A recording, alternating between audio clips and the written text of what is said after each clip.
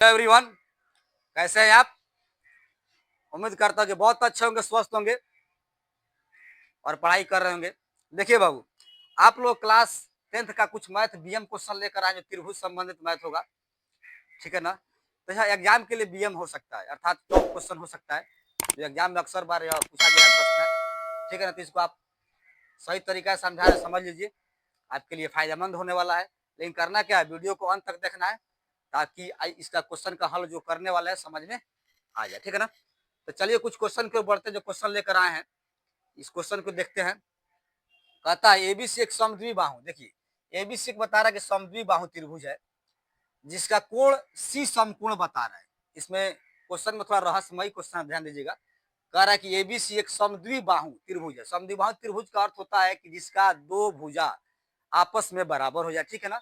और उसमें एक चीज यह भी दे रहा है जिसका कोण समकोण बता रहा है, अर्थात सी रखना है, कोण सी को रखना है तो 90 डिग्री। समकोण का मतलब क्या होता है, 90 डिग्री रखना है, ठीक है। एक को समकोण बनाकर रखना है और एक साइड कह रहा है कि समद्विबाहु त्रिभुज होना चाहिए।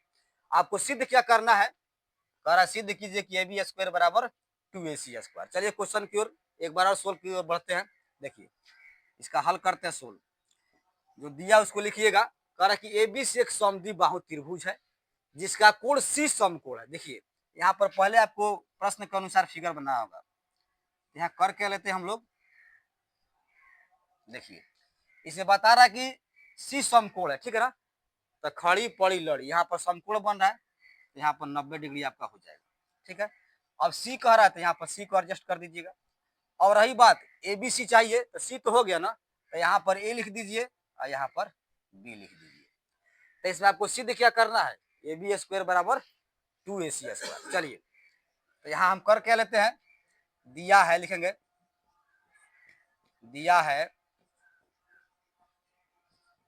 समकोण त्रिभुज ACB, ACB में यहाँ करना क्या है, क्योंकि जहाँ कोण समकोण बनता है उसको बीच में रखिएगा, ठीक है ना। तो C को बीच में रख दीजिएगा ACB में। अब इसको सिद्ध क्या करना है, तो हमें सिद्ध करना है, देखिए तो हमें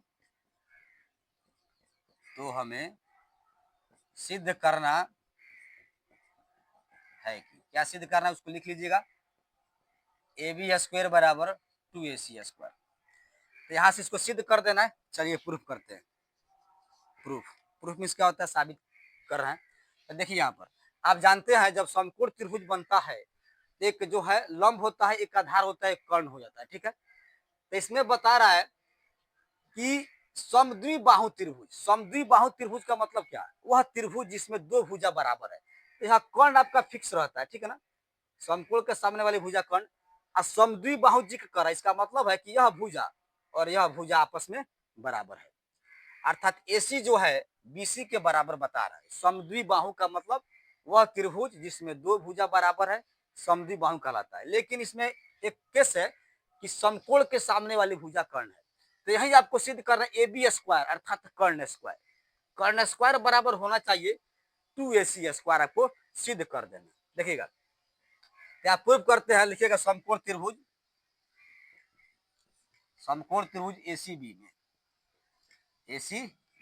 ठीक है। तो आप जानते हैं कि समकोण त्रिभुज में क्या होता है, कर्ण स्क्वायर बराबर लंब स्क्वायर प्लस आधार स्क्वायर होता है।